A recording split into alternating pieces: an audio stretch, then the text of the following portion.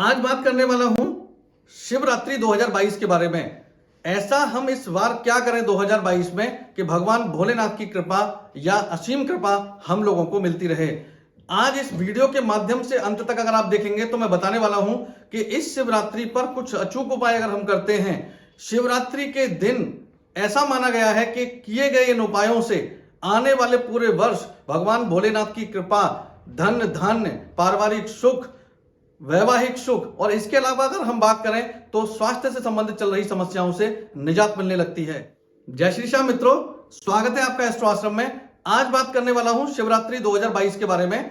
1 मार्च यानी कि मंगलवार 2022 को इस बार शिवरात्रि का पर्व पड़ रहा है और अत्यंत शुभ है इस बार। और हमें ऐसा क्या करना चाहिए कि हमारे जीवन में आ रही परेशानियां या आने वाले जीवन में हमारे परेशानियां ना आए। तो आप लोगों को मैं आज ऐसे कुछ उपाय बताने वाला हूं इस वीडियो के माध्यम से कि शिवरात्रि पर किए गए ये अचूक उपाय आपको जीवन भर धन धान्य, स्वास्थ्य और आपके परिवार की समृद्धि को बनाए रखते हैं। हमें क्या करना चाहिए ऐसा कि भगवान भोलेनाथ प्रसन्न होकर मेरे परिवार, आप लोगों के परिवार के ऊपर ऐसी असीम कृपा बरसाते रहें जिससे कि हमें जीवन में आ रही कठिनाइयों से निजात मिलती रहे। सबसे पहले हमें क्या करना चाहिए, शिवरात्रि के दिन हमें गरीबों की सेवा अवश्य करनी चाहिए। क्यों करनी चाहिए? क्योंकि भगवान भोलेनाथ की बड़ी असीम कृपा रहती है दरिद्र लोगों के ऊपर। भगवान भोलेनाथ के लिए अगर आप देखेंगे तो बहुत सारी ऐसी वेस्ट चीजें हमारे जीवन की हैं जिनको कोई भी यूज करना नहीं चाहता। आप लाइन से गिनेंगे तो आपको लगेगा अरे इन चीजों का तो कोई प्रयोग ही नहीं है, लेकिन भगवान भोलेनाथ को वही सारी चीजें क्यों प्रयोग अच्छी लगती हैं। तो आपको क्या करना चाहिए, जैसे धतूरा हम यूज नहीं करते, बेल हम कच्चा यूज नहीं करते, लेकिन उसके अंदर जो चीजें हैं उसको हम यूज करते हैं। अगर मैं बात करूं अगली चीज की तो बहुत सारी, जैसे विष भगवान भोलेनाथ ने पिया है, हम यूज नहीं करते।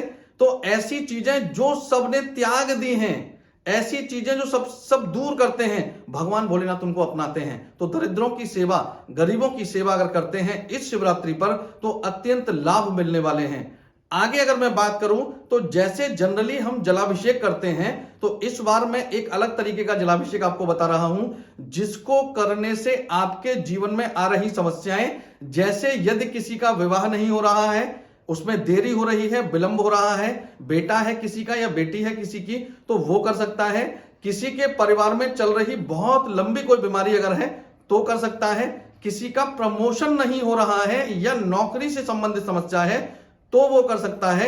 या किन्हीं दो लोगों के यानी पति पत्नी के बीच में सामंजस्य या उनके संबंधों में अच्छी स्थितियां नहीं हैं और वो टूटने के कगार पर है, तो महाशिवरात्रि जो 1 मार्च 2022 मंगलवार को है, अगर आप ये अचूक उपाय करते हैं तो आपके जीवन में आने वाला वर्ष खुशियों से भरा होगा। हमें क्या करना चाहिए, हमें यह करना चाहिए कि एक लोटे में हमें जल लेना चाहिए। अगर गंगा जल उपलब्ध है तो बहुत अच्छी बात है, गंगा जल पूरा उपलब्ध अगर नहीं है तो जल में थोड़ा सा गंगा जल आप मिलाएं और लाल चंदन का लेप, यानी आप पहले से लाल चंदन घिस के रखें। लाल चंदन कौन सा, लकड़ी वाला जो हम लोग घिसते हैं वो लाल चंदन हमें चाहिए होगा।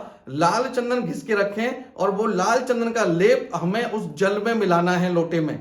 और जल में मिलाने के बाद ओम नमः शिवाय के 108 बार जाप करते हुए लगातार उस लोटे से शिवलिंग पर जल अर्पित करना है।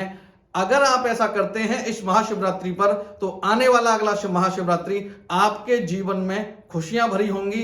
पूरे जीवन के जो कष्ट आपके चल रहे थे वो पूरे वर्ष धीमे धीमे कटने लगेंगे। ये महा उपाय अगर आप करते हैं इस महाशिवरात्रि पर तो भगवान भोलेनाथ की असीम कृपा आपको मिलती रहेगी। जय श्री श्याम।